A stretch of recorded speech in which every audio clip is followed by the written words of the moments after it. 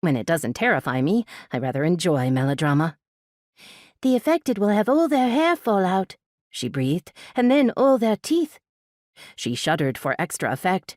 "And all their fingernails and toenails will drop off. Once that has happened, their very bones will begin to disintegrate within their bodies. They will become like jellyfish, flopping around uselessly on the pavements of Britain." "Utterly spineless?" I asked. I hated the thought of losing my backbone, in more ways than one. She nodded vigorously. "Yes, that's exactly what will happen." Her version didn't sound any more believable than the previous suggestion of volcanoes. What was apparent was that neither scenario was very pleasant. I looked askance at Abigail, who was now so pale she was giving Grenville a run for his money. Perhaps she would be more sensible. I crossed my fingers tightly. "The truth is," Abigail whispered, "nobody knows what will happen. We know that the angel is vital for the well-being of the order. We know that it's an object to be treated with reverence. We know that there is a curse attached to it should it ever be lost or broken. But we don't really know what will happen if it doesn't turn up." Grenville slowly unfolded his arms and swept his gaze across us. "Well," he drawled, "you are about to find out.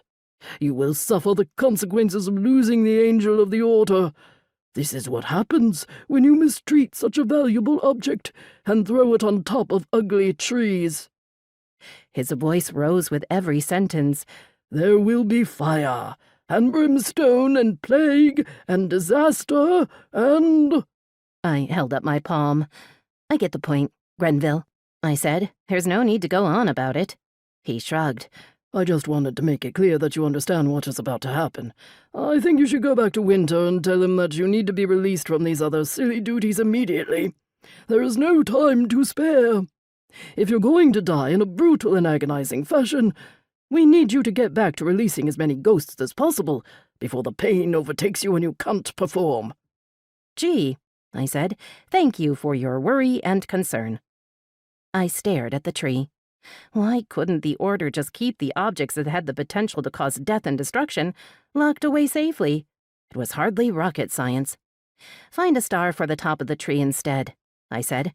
"Maybe no one will notice the angel is missing." Then I turned on my heel and started to march away. "Ivy," Abigail called out in alarm, "where are you going?" "Timbuktu, preferably," I thought. "To check the train timetables," I said aloud.